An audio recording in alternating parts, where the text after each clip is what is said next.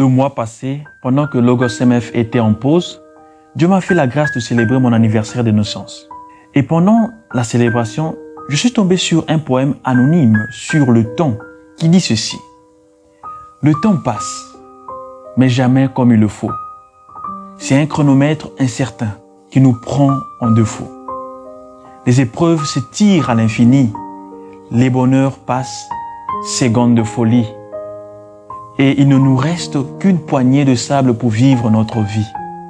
Le temps court après l'amour, mais il nous joue des tours.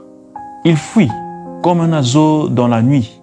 Il s'écoule entre nos doigts, gourd. Ses grains alternent les jamais et les toujours. Le temps court et ne nous laisse aucun sursis. Ce poème m'a réellement rappelé que non seulement le temps passe, mais aussi qu'on ne vit qu'une seule fois. D'où il faut profiter du moment présent. C'est sur cette clé d'interprétation que je vous invite à lire les lectures de ce 27e dimanche du temps ordinaire.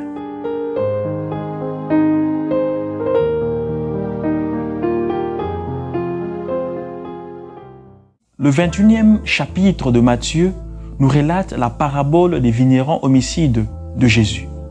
Dans cette parabole, chaque détail compte. Le propriétaire de la vigne, c'est Dieu. La vigne représente le peuple d'Israël, comme le mentionne la première lecture.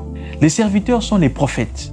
Le fils du propriétaire, c'est Jésus, qui sera tué hors des murs de Jérusalem, c'est-à-dire à Golgotha. Les vignerons homicides représentent les Juifs infidèles. Et l'autre peuple à qui sera confiée la vigne, ce sont les païens et les Juifs croyants. S'il faut s'identifier à un rôle dans cette allégorie, celui des Juifs nous ira mieux. Pourquoi? Puisque nous ne sommes et ne serons ni Dieu ni Jésus. Et si nous nous identifions aux Juifs, sommes-nous croyants ou infidèles? À chacun de répondre.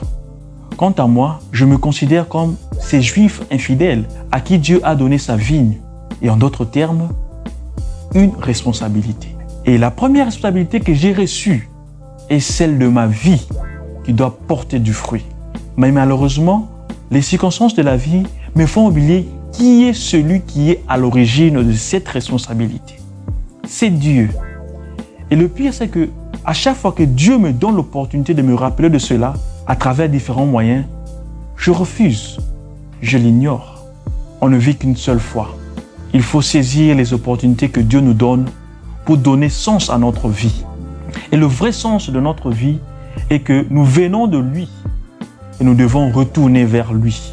Alors saisissons toutes les chances que le Seigneur nous donne pour retourner vers lui.